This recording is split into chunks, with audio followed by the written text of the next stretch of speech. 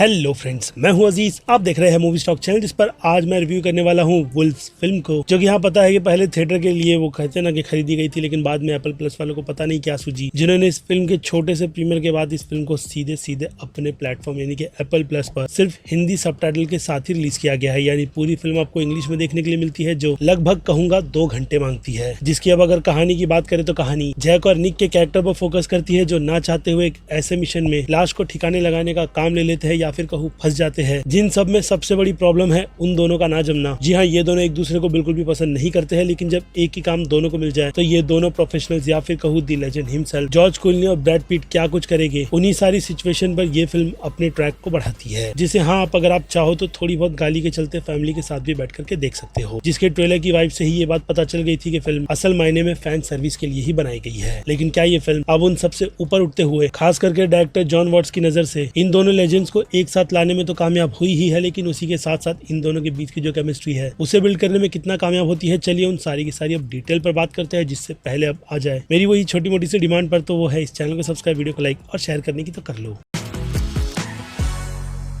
So friend, जब इस film की 2 ही लीड कास्ट की अनाउंसमेंट हुई थी तभी से मैं इस फिल्म को देखने के लिए बहुत ज्यादा एक्साइटेड था, क्योंकि वो कहते हैं ना कि फैंस इन दोनों लेजेंड्स को एक साथ देखने के लिए ही अच्छे खासे पैसे खर्च कर सकते हैं। और वही पैसे पहले तो जॉन वॉट्स ने स्पाइडरमैन की ट्रिलॉजी बना करके अपने नाम कर लिए थे, जिन्होंने जब ये आइडिया इस फिल्म का दूसरे स्टूडियोज को सुनाया तो फिर क्या खरीदने वालों की लाइन सी लग गई। जिन सब में एप्पल प्लस वालों ने बाजी मारते हुए पहले तो ये कमिटमेंट कर दी कि वो लोग इस फिल्म को थिएटर में रिलीज करेंगे। और हाँ, शायद 1 हफ्ते के शेड्यूल में वो काम किया भी गया था, लेकिन फिल्म और उसके पीछे का क्या रीजन है वो मुझे नहीं पता, क्योंकि अचानक से इस फिल्म को OTT पर रिलीज यानी कि एप्पल प्लस पर रिलीज किया जाएगा, इसकी घोषणा कर दी गई। जिसके बाद फिर क्या हम जैसे फैंस तो काफी ज्यादा एक्साइटेड हो गए, क्योंकि मुंबई में तो चांसेस इस फिल्म के थिएटर में रिलीज होने के ऑलमोस्ट ना के बराबर ही थे, इसलिए बाकी स्टेट्स का तो छोड़ ही दो। और दूसरी तरफ आपको ये भी पता होगा कि इस फिल्म का बजट ऑलमोस्ट 180 मिलियन से 200 मिलियन का है। जी हाँ, जिसकी डिटेल को आई थिंक वैरायटी से लेकर डेडलाइन वालों ने ब्रेकडाउन करके यही बताया था कि आधी से ज्यादा फीस या फिर कहूँ लगभग 120 मिलियन के आसपास का खर्चा सिर्फ डायरेक्टर और 2 एक्टर्स को कास्ट करने में ही निकल गया, जिनसे हटकर बचते हैं 80 मिलियन के आसपास का बजट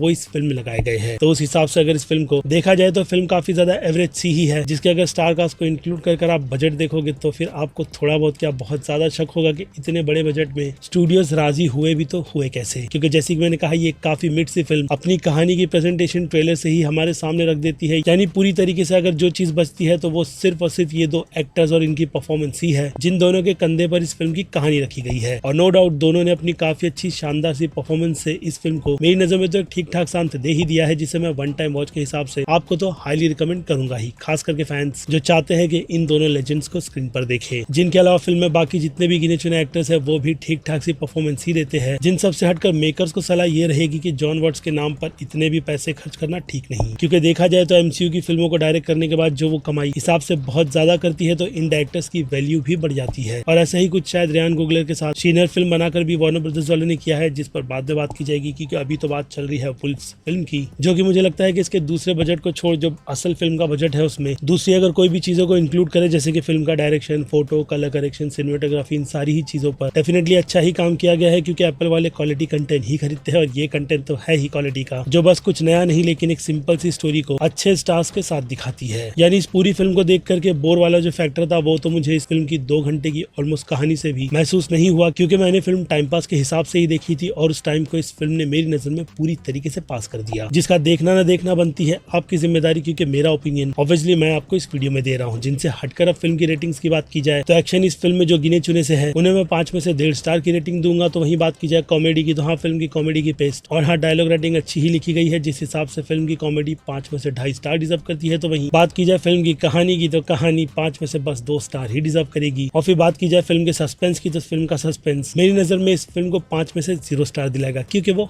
है ही नहीं। अगर है भी तो इतने चुन्नू मुन्नी से जो मुझे लगता है कि आपको भी प्रेडिक्ट कर लेना चाहिए। और फिर इससे हटकर फिल्म के हॉरर फील की बात की जाए तो उसे मैं 5 में से आधे स्टार से ज्यादा की रेटिंग नहीं दे सकता। जिन सभी से हटकर अब सीधे मास ऑडियंस की कैटेगरी पर आए तो मास ऑडियंस डेफिनेटली अच्छी सी टाइम पास से फिल्म को एक ही कैटेगरी देंगे। तो वही बात की जाए क्रिटिक्स की, तो क्रिटिक्स का रिएक्शन इस फिल्म को लेकर के ठीक ठाक सा यानी कि बी की कैटेगरी का ही निकल कर आया है, जिनसे उतना भी ज्यादा ना सहमत होते हुए मैं इस फिल्म को जैसे कि मैंने कहा फैन सर्विस और 2 एक्टर की बलबूतों पर B+ की कैटेगरी में रखूंगा। आई नो आप भी सोच रहे होंगे कि इतने कम स्टार देने के बाद B+ की रेटिंग कैसे निकल कर आई, तो फिल्म देखना समझ जाओगे कि ये एक एवरेज सी फिल्म सिर्फ इन दोनों एक्टर्स के आने की वजह से ही टाइम पास सी क्यों बन जाती है। बाकी अब फिर क्या, इसके अलावा मैं हूं Aziz, movie stock channel like share और सब्सक्राइब भूलना मत। मिलूंगा जल्दी दूसरी किसी वीडियो में। Till then bye.